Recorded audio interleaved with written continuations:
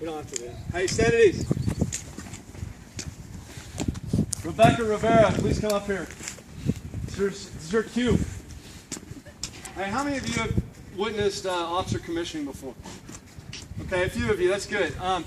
Unfortunately, Captain McDowell and his team were doing the work of some recruiters back in the States to get Rebecca into the Army Medical Program. Relax.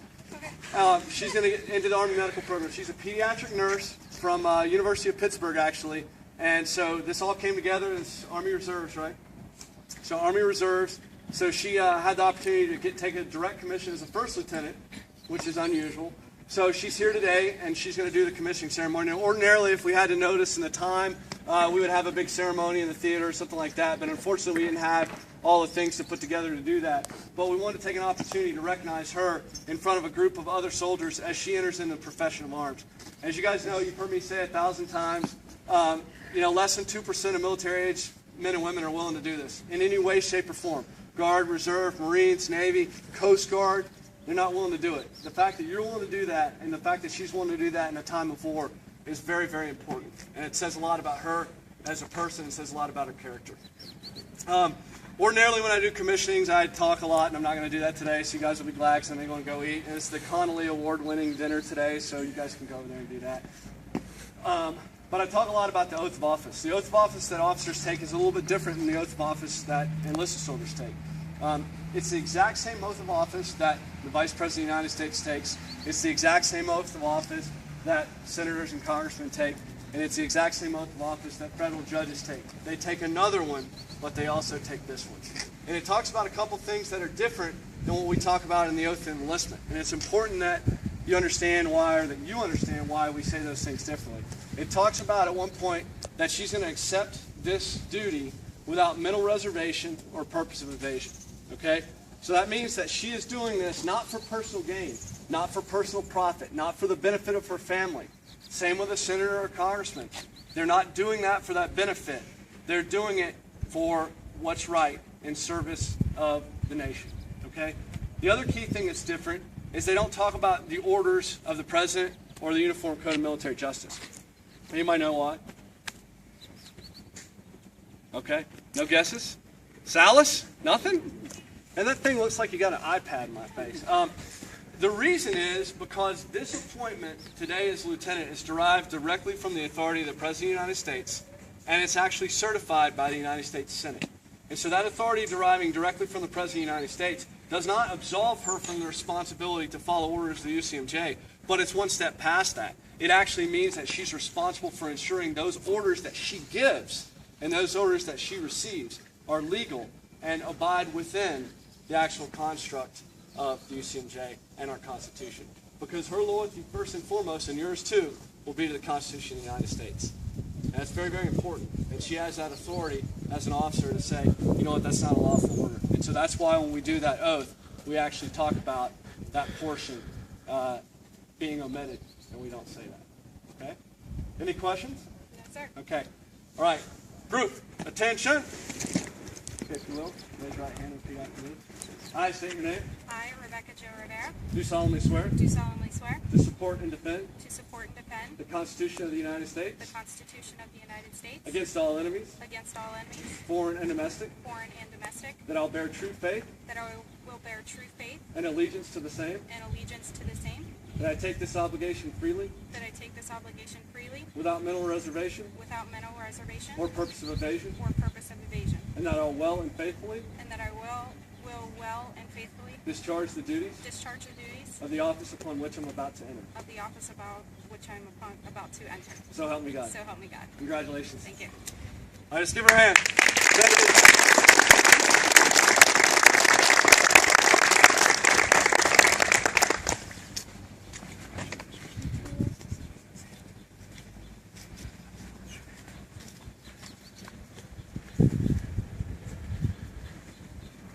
While he's doing that, I want to tell you one other thing that we're going to do. How many have seen Officer and Gentleman? No? Yes? Maybe? You're not old enough?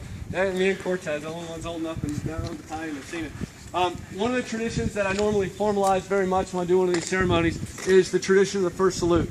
Okay, if you go back in the history of the military and you talk about what happened back in the days of the Continental Army and the days of the British military, the officers typically had someone like an adjutant, an aide, or a servant, I mean, to be honest, in the 1700s, that went around with them.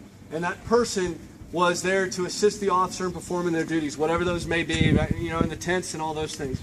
Well, the story goes, today, when we render that first salute, the officer that receives the salute presents a silver dollar to the person that does that salute. Well, the history is, back then, the servants of the officers typically were awarded that pay of 1 pence or whatever the amount was back then. So that's generally the tradition of the first salute. So people go to huge lengths to secure these, and she's got to do this yet because she didn't get a chance to talk to me yet. Silver dollars. And this is not a Susan B. Anthony or any of that stuff. This is the real deal. All right? And they go to the huge lengths to do that. A lot of times when you see the first salute, you'll see a grandfather. And it's a pretty moving experience when you see World War II veteran come up and salute his son or his daughter for the very first time. So in this case, unfortunately, your husband could not be here, but we have a remotely able-bodied stand-in Sergeant Warhand. So Sergeant Warhand will now do the traditional first salute for Lieutenant Rivera.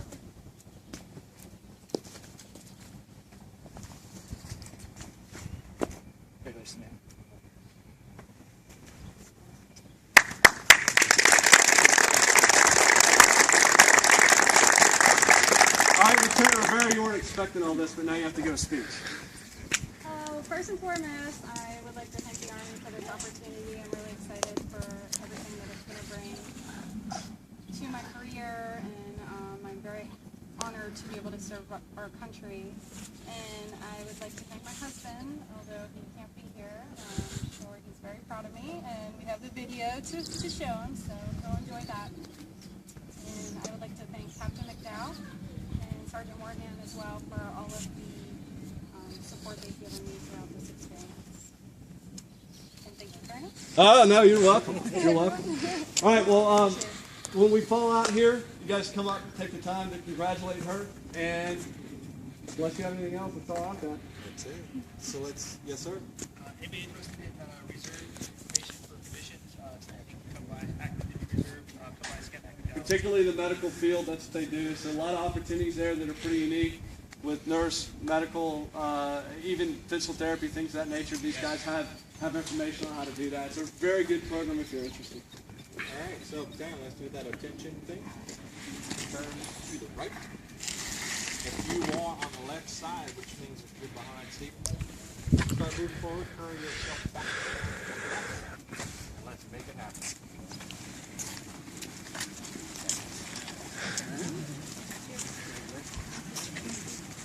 There's going to be a lot of those coming.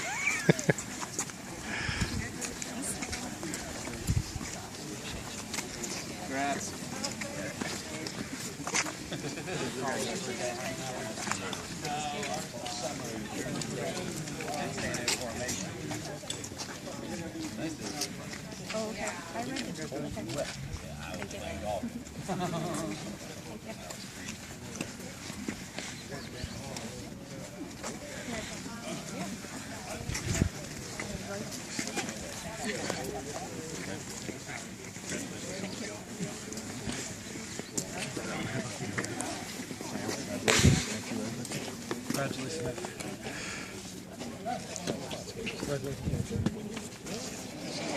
Congratulations, man. Thank you.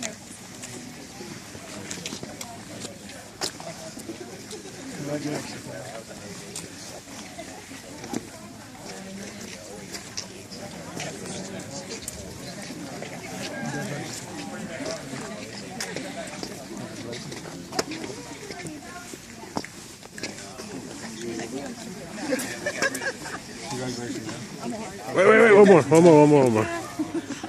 more. Hey. Congratulations. Appreciate it. Congratulations. Thanks for coming, ladies. Congratulations. Congratulations, LT. Appreciate it. Thank you. Congratulations, man. What was the first thing you want to say about wearing silver? Your radio that you can wear probably in the AR-670-1, but I will pick them up. on the left side, let's see. You have position of attention, right? So, Yeah, I'm sorry. no, it's okay. Just string it. Feel together. Together? Okay. 45 degrees. Like this. Right. If she didn't, it's not like she didn't hard Get out, all right? the way Then she legally got it. Be right here on the seams. Hold this back. One thing. Got it. Thank you. I appreciate it. Now, what are they going to be able to do to you as far as getting you in the training? I'm not sure. Haven't really learned much of anything yet about it, so You know, get a crash course here soon. Do you have to go back for OBC? I do, which I believe I have a year to complete that, so I'm not sure when that'll be. Okay. Is it gonna? Okay. Well, all right. Love you, John.